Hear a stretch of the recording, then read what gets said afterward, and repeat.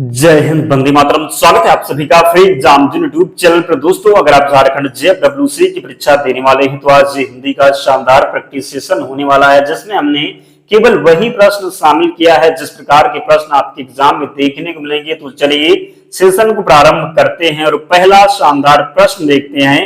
सही उत्तर आपको जरूर कमेंट करते रहना है। निम्नलिखित में अशुद्ध शब्द कौन सा है आपको बताना है। साप्ताहिक, बीड़ा, वाष्प या फिर सिंदूर हो जाएगा। तो बीड़ा, वाष्प और सिंदूर ये शुद्ध शब्द हैं। क्या है? तो ये तीनों शुद्ध शब्द हैं, जबकि साप्ताहिक जो है ये अशुद्ध लिखा हुआ है। तो राइट आंसर फर्स्ट ऑप्शन हो जाएगा। साप्ताहिक लिखा कैसे जाएगा? तो सप्ताह मूल शब्द है, सप्ताह में एक प्रत्यय लग करके साप्ताहिक हो जाएगा। तो सा पर क्या होगा? बड़ा आ का मात्रा होगा, ध्यान रखिएगा। अगला प्रश्न है, ऊ ध्वनि का उच्चारण स्थान क्या है? तालु, ओष्ठ, कंठ या फिर दंतालु हो जाएगा। तो छोटा ऊ हो गया, जिसको आप छोटा ऊ बोलते, और बड़ा ऊ, ये दोनों जो उच्चारित होते हैं ये ओष्ठ से, किससे? तो ओष्ठ से उच्चारित होते हैं। तो ऊ ध्वनि का उच्चारण स्थान क्या होगा? ओष्ठ से होगा। बात करें तालु से किसका उच्चारण होता? तो चा, चा हो गया, चा, छा, जा, धा। तो चा वर्ग के जितने भी वर्ण हैं ये तालु से उच्चारित होते हैं। आप चा बोल करके देखिए, जब आप चा बोलेंगे तो आपकी जीभ जो होगी ये तालु को स्पर्श करेगी। तो क्या हो जाएगा? तालु से उच्चारण होगा किसका? तो चा वर्ग का। कंठ की बात करें तो कंठ का जो उच्चारण स्थान होगा तो का वर्ग किसका? तो का वर्ग के जितने भी वर्ण हैं ये कंठ से उच्चारित होते हैं। दंत की बात करें तो ता हो गया, था हो गया, दा हो गया। तो ता वर्ग के जितने भी वर्ण हैं ये दंत से उच्चारित होते हैं। आप लोग ता बोल करके देखिए, खुद आप चेक करिए, ता बोलिए। तो जब आप ता बोलेंगे तो आपका जो जीभ है, आपकी जीभ है, जब तक आपके दांत को स्पर्श नहीं करेगी तब तक आप ता नहीं बोल पाएंगे। इसलिए जो ता होता है, ता, था, दा, धा, ना, ये सभी इससे उच्चारित होते हैं, तो दंत से उच्चारित होते हैं। अगला प्रश्न है, मैं कौन सा पुरुषवाचक सर्वनाम है? उत्तम पुरुष, मध्यम पुरुष, अन्य पुरुष या फिर इनमें से कोई नहीं। तो सर्वप्रथम बात कर लें, आपके एग्जाम में प्रश्न पूछा जाता है कि सर्वनाम के कितने भेद होते हैं? तो सर्वनाम के 6 भेद होते हैं। पूछा जाए कौन कौन से, कभी कभी पूछ लिया जाता है, 4 ऑप्शन आपके सामने दे दिया जाता है, पूछा जाता है इनमें से सर्वनाम कौन सा नहीं है। तो ध्यान रखिएगा, पुरुषवाचक सर्वनाम, निजवाचक सर्वनाम, निश्चयवाचक सर्वनाम, अनिश्चयवाचक सर्वनाम, संबंधवाचक और प्रश्नवाचक। तो कितने भेद हो गए? 6 भेद हो गए। फिर पूछा जाता है कि पुरुषवाचक सर्वनाम के कितने भेद होते? तो 3 होते, उत्तम पुरुष, मध्यम पुरुष और अन्य पुरुष। तो यहाँ पर प्रश्न है, मैं कौन सा पुरुषवाचक सर्वनाम है? जैसे आप इंग्लिश में पढ़ते थे फर्स्ट पर्सन, सेकंड पर्सन और थर्ड पर्सन, तो फर्स्ट पर्सन में आई वी होता था। तो यहाँ पर उत्तम पुरुष में क्या हो जाएगा? मैं और हम। मैं, हम क्या है? तो ये उत्तम पुरुष है। मध्यम पुरुष में क्या हो जाएगा? तो तू, तुम, आप, ये मध्यम पुरुष है। अन्य पुरुष में क्या होगा? तो वह हो जाएगा, वह हो जाएंगे, ये हो जाएंगे, ये सब अन्य पुरुष है। जब किसी तीसरे की बात की जाए, तीसरे पर्सन की बात की जाए तो अन्य पुरुष क्या? तो ये, वह, यह, ये सभी क्या हो जाएंगे? तो अन्य पुरुष। तो उत्तम में मैं, हम, मध्यम में तू, तुम, अन्य में क्या हो जाएगा? वह। तो इस प्रकार आपको ध्यान रखना है, गलती नहीं करेंगे। अगला है, पवन का सही संधि विच्छेद क्या होगा? पाधनवन, पूधनन, पौधनन, पाधनवन। तो पवन का जवाब संधि विच्छेद करेंगे तो पोधन अन हो जाएगा। कौन सी संधि होगी? तो अयादि स्वर संधि है। कौन सी? तो अयादि स्वर संधि हो जाएगा पवन में, ध्यान रखिएगा। नेक्स्ट है, समुच्चय का सही संधि विच्छेद क्या होगा? तो यह आसान प्रश्न है। सम धन, उत धन, आय हो जाएगा। पूछा जाए कौन सी संधि है?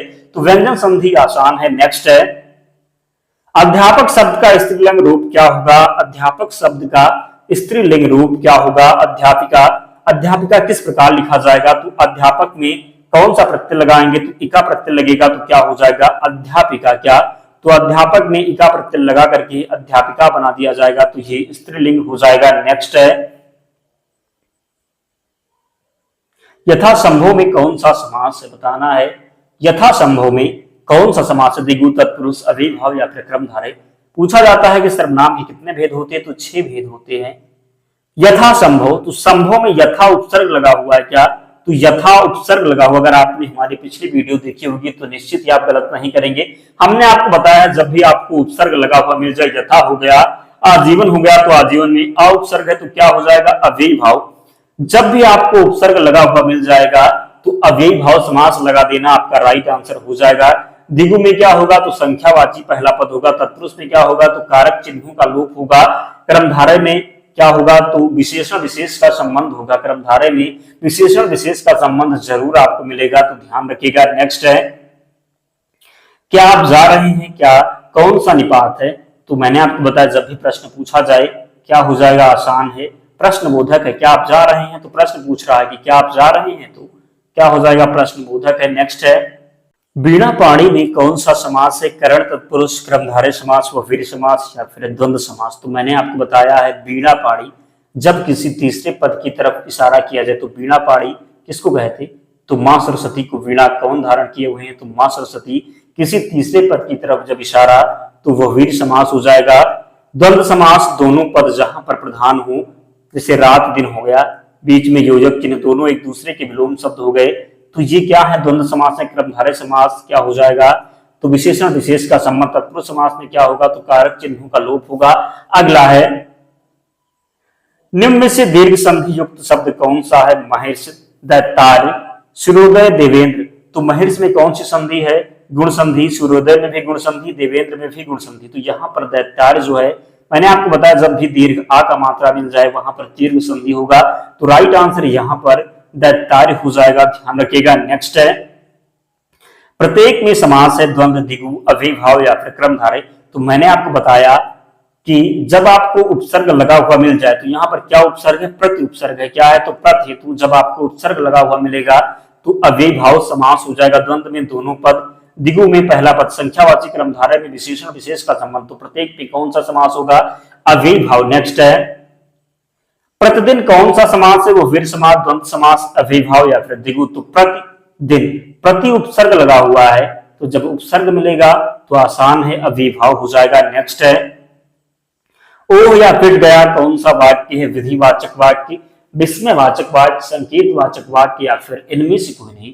तो ओह यह पिट गया, तो जब भी विस्मयवाचक हो तो क्या हो जाएगा, विस्मयवाचक वाक्य हो गया। ओ हो गया, आ हो गया, ये सब क्या है, तो विस्मयवाचक वाक्य है। नेक्स्ट है, पाप पुण्य कौन सा समास है, द्विगु, अव्ययी भाव, द्वंद्व या फिर इनमें से कोई नहीं। तो पाप पुण्य मैंने आपको बताया है, पाप पुण्य बीच में योजक चिन्ह है, दोनों एक दूसरे के विलोम शब्द हैं और दोनों पद प्रधान हैं।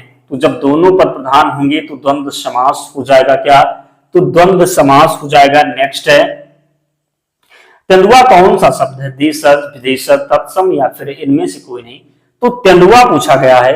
मैंने आपको बताया है जिन शब्दों की उत्पत्ति का पता ही ना हो उन्हें देशज शब्द कहते हैं। तो तेंदुआ हो गया, तेंदुआ, फुनगी, तेंदुआ, फुनगी, कटोरा हो गया, कटोरा, डोंगा, खटखट, ये सब जो शब्द हैं ये देशज शब्द हैं। क्या, विदेशज जो विदेशी भाषा से आए हैं। तत्सम कौन से शब्द होते हैं, जो संस्कृत भाषा के होते हैं। नेक्स्ट है, पदबंध कितने प्रकार के होते हैं, आपको बताना है। पदबंध कितने प्रकार के होते, 2, 3, 4 या फिर 5। तो पदबंध जो होते ये कितने प्रकार के होते हैं, सही उत्तर जरूर कमेंट करते रहें। तो 3 प्रकार, पदबंध कितने प्रकार, तो 3 प्रकार। अगला है, और जिन प्यारे दोस्तों ने अब तक वीडियो को लाइक नहीं किया है, आप लोग प्लीज वीडियो को जरूर लाइक कर दें, क्योंकि बहुत मेहनत लगती है एक एक प्रश्न को कलेक्ट करने में, फिर वीडियो बनाने में। हम देखते हैं वही प्रश्न जो एग्जाम में पूछा गया वही प्रश्नों को केवल लेते हैं। तो प्लीज आप लोग भी सपोर्ट करें, क्योंकि बहुत मेहनत लगती है, आप लोग देखते नहीं हैं ना ही लाइक करते हैं। तो प्लीज आप लोग चैनल को सब्सक्राइब कर लें, वीडियो को जरूर लाइक कर दिया करें। अब तक हम कम से कम 15 से 16 प्रतिशत हिंदी का करा चुके हैं, तो आप लोग जाकर के जरूर देखें, निश्चित ही बहुत फायदा होगा। प्रश्न आपसे एक भी गलत नहीं होगा, ध्यान रखिएगा। निम्नलिखित में अशुद्ध शब्द कौन सा है, आपको बताना है। एकत्र, नीरस, मंत्रिमंडल या फिर योगीराज। तो एकत्र भी सही है, नीरस भी सही है, योगीराज भी सही, जबकि मंत्रिमंडल जो है ये अशुद्ध शब्द है। मंत्रिमंडल कैसे लिखा जाएगा, तो त्रा पर जो होगा ये छोटी ई का मात्रा होगा, मंत्रिमंडल इस प्रकार लिखा जाएगा, ध्यान रखिएगा। नेक्स्ट है, पृथ्वी कौन सा शब्द है, तत्सम, तद्भव, देशज या फिर इनमें से कोई नहीं। तद्भव हिंदी में जो शब्द प्रयोग होते हैं, देशज जिन शब्दों की उत्पत्ति का पता ही ना हो। मैंने आपको बताया पृथ्वी संस्कृत भाषा का शब्द है, तो क्या हो जाएगा, तत्सम शब्द हो जाएगा। नेक्स्ट है, दयानंद में प्रयुक्त संधि का नाम क्या है, गुण संधि, व्यंजन संधि, दीर्घ संधि या फिर इनमें से कोई नहीं। पूछा जाए कि संधि के कितने प्रकार होते, तो 3 भेद होते हैं। कौन कौन से, तो स्वर, व्यंजन और विसर्ग। फिर स्वर संधि के कितने प्रकार होते? तो 5 प्रकार होते। यहाँ पर पूछा गया है कि दयानंद में कौन सी संधि है? तो दीर्घ संधि है। क्या? तो दयानंद में दीर्घ संधि है। जब आप दयानंद की संधि विच्छेद करेंगे तो क्या हो जाएगा? दया धन आनंद हो जाएगा। क्या? तो दया धन आनंद हो जाएगा। मैंने आपको बताया जब दीर्घ आ मिल जाए, दीर्घ ई मिल जाए तो वहां पर आप क्या लगाएंगे? दीर्घ संधि लगाएंगे और आपका राइट आंसर हो जाएगा। नेक्स्ट है, मैं यह भी जानता हूं, इस वाक्य में भी कौन सा निपात है? बलदायक निपात, निषेधात्मक निपात, नकारात्मक निपात या फिर स्वीकारात्मक निपात? तो मैंने बताया मैं भी यह जानता हूं।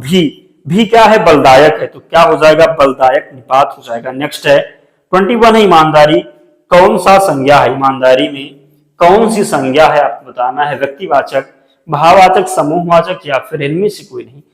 तो बात करें संज्ञा के कितने प्रकार होते, कितने भेद होते? तो 5 भेद होते।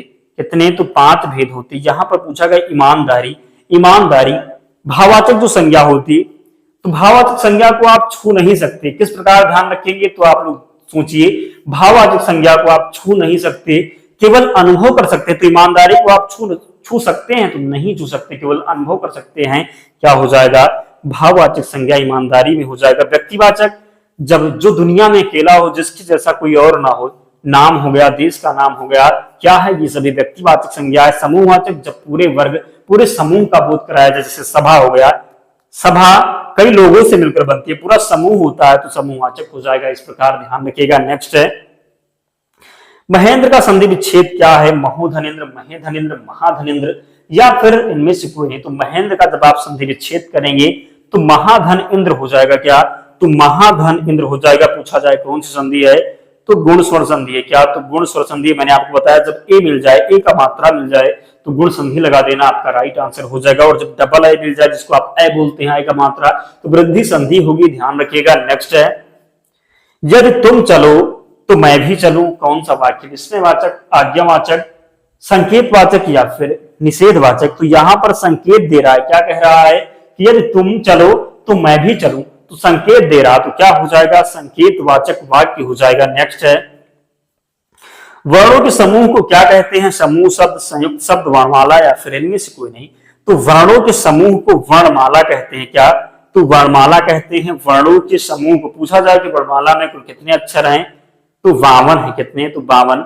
11 स्वर और 33 व्यंजन है, 2 विसर्ग हैं। ध्यान रखिएगा। नेक्स्ट है कोई विशेषण है परिमाणवाचक विशेषण, सार्वनामिक विशेषण, गुणवाचक विशेषण या फिर इनमें से कोई नहीं। तो कोई जो है ये क्या है? तो सार्वनामिक विशेषण है। पूछा जाए विशेषण के कितने भेद? तो 4 भेद होते हैं। यहां पर कोई जो है ये सार्वनामिक विशेषण है। नेक्स्ट है उत्पत्ति की दृष्टि से शब्दों के कितने भेद हैं? 2, 4, 5 या फिर 7? तो सही उत्तर आपको कमेंट करके बताना है।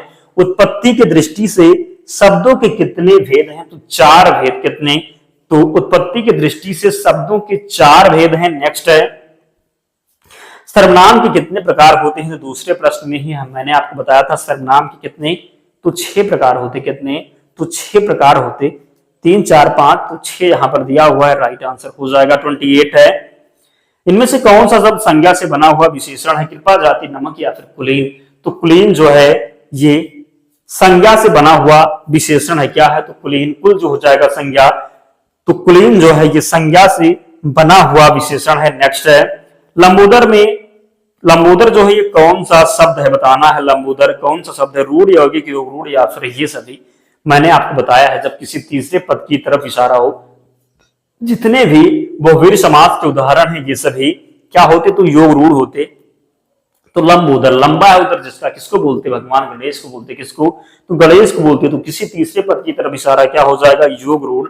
यौगिक 2 शब्दों से मिलकर बनेगा। रूढ़ शब्द आप तोड़ नहीं सकते, जैसे पान हो गया, यौगिक परमौषधि हो गया, पाठशाला हो गया। नेक्स्ट है और अंतिम प्रश्न दोस्तों, तो आप लोग जिसने भी अब तक वीडियो को लाइक नहीं किया, आप लोग वीडियो को जरूर लाइक कर दें और चैनल को सब्सक्राइब करके हमारे साथ जुड़ जाएं। अगर आपने जितना प्रैक्टिस सेशन हम करवाएं अगर आपने नहीं देखा है तो प्लेलिस्ट में जाकर के जरूर देखें, निश्चित ही बहुत फायदा होगा। गाल बजाना का अर्थ क्या है? पिटाई करना, गाली देना, ढींग हाँकना या फिर क्रोधित होना। तो गाल बजाना, जब आप बहुत खुश होते हैं गाल बजाते हैं, क्या कहते हैं? तो ढींग हाँकते हैं। क्या? बड़ी बड़ी बातें करते हैं, बहकी बहकी हुई बातें करते हैं, ढींग हाँकना हो जाएगा। क्या? तो गाल बजाना यानी कि ढींग हाँकना, ध्यान रखना है। क्या हो जाएगा? ढींग हाँकना। तो 30 प्रश्न आज हमने लिया था, कमेंट करके बताना है क्या रहा आपका स्कोर, कितने प्रश्न आपके सही हो पाए, जरूर कमेंट करके बताएं। और पीडीएफ के लिए टेलीग्राम चैनल से जुड़ जाएं, लिंक डिस्क्रिप्शन बॉक्स में, या फिर आप टेलीग्राम पर जाएंगे, वहां पर सर्च करेंगे फ्री एग्जाम जोन, आपको चैनल मिल जाएगा, आप लोग ज्वाइन हो जाना, वहां पर आपको सारी पीडीएफ मिल जाएगी। तो मिलते हैं नेक्स्ट वीडियो में, तब तक पढ़ते रहिए, ध्यान रखिए अपना, स्वस्थ और सुरक्षित रहिए। जय हिंद।